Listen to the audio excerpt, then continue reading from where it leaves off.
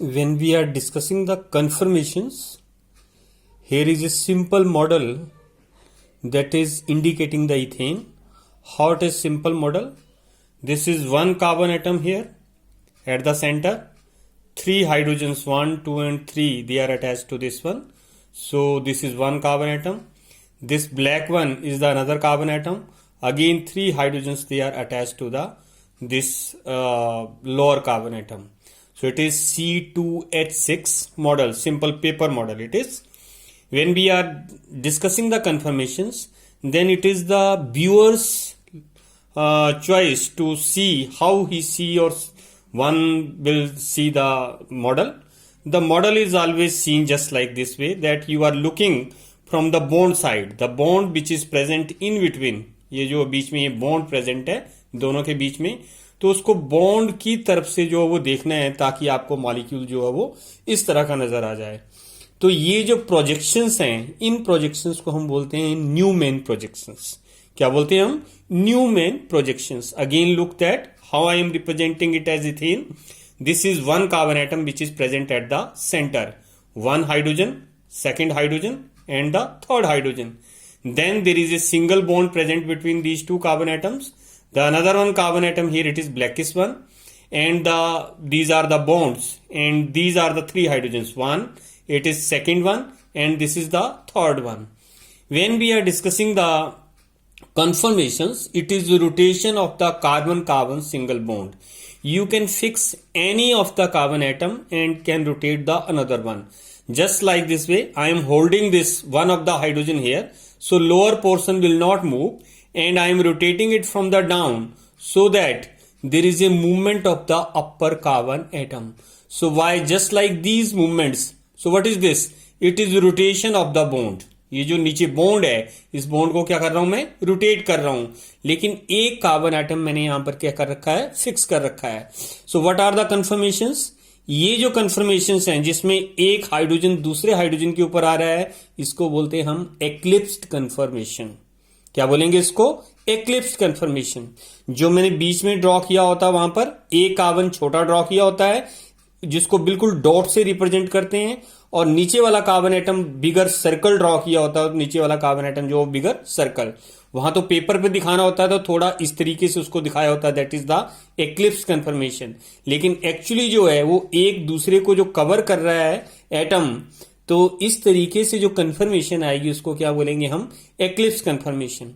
मैंने नीचे वाला कार्बन एटम फिक्स रखा था, then I am rotating it by 60 degree angle. तो 60 डिग्री एंगल से मैंने इसको रोटेट कर दिया. ये जो कंफर्मेशन आएगी, इस कंफर्मेशन को बोलेंगे स्टैगर्ड कंफर्मेशन. क्या बोलेंगे इसको? स्टैगर्ड.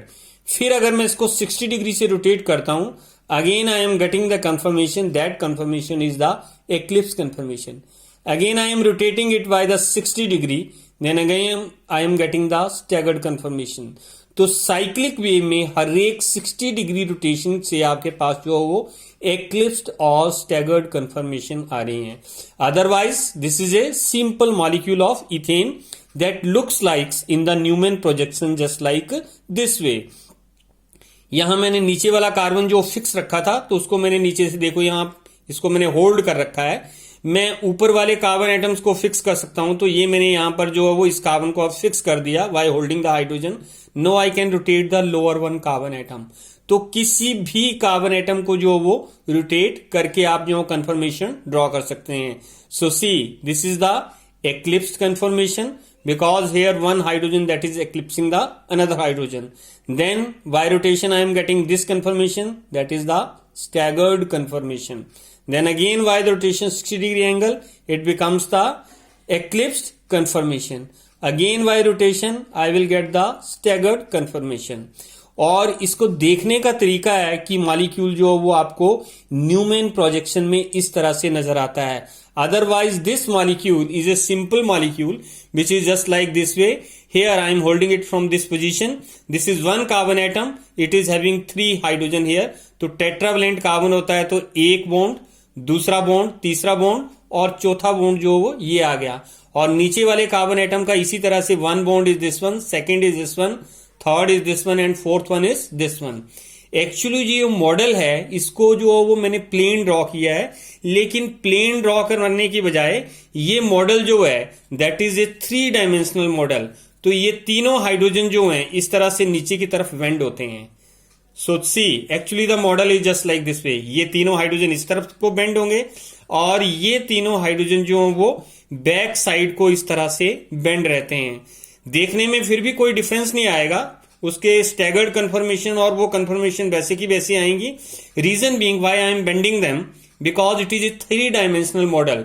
तो 3 डायमेंशनल मॉडल में जो है वो आपके पास 109.5 डिग्री का एंगल होता है। तो जब बेंड रहेंगे तो टेट्राहेड्रल मॉडल आएगा, सिंपल में वो 2D मॉडल था। लेकिन एक्चुअल में जब आप इसको भी स्टडी करोगे, so by holding down this one you can get the eclipse conformation. This is the eclipse conformation. You can get the staggered conformations. तो वैसे ये 3 ऊपर वाले एटम आपकी तरफ को हैं और ये 3 नीचे वाले एटम जो हैं वो नीचे वाली साइड को हैं। So that is a 3 dimensional model of the ethane and these are the confirmations. तो फर्क क्या है? केवल इसको देखने का नजरिया है। जहां बॉन्ड है आप बॉन्ड की साइड में जो वो उस मॉडल को जो वो देख रहे हैं, otherwise that is a 3 dimensional model. So looking by the side of the bond, ये बॉन्ड है, ये सामने जो है जो मैंने इसमें इंसर्ट कर रखा है यहाँ वुडन पीस, तो ये वुडन पीस के साइड से बिल्कुल उसके अलोंग अगर आप देखते हैं then this is a Newman projection of the ethane. I think इससे आपको अंडरस्टैंड हो गया होगा कि किस तरीके से जो वो प्रोजेक्शंस जो वो देखी जा सकती हैं। That is the Newman projection and the confirmations of the ethane.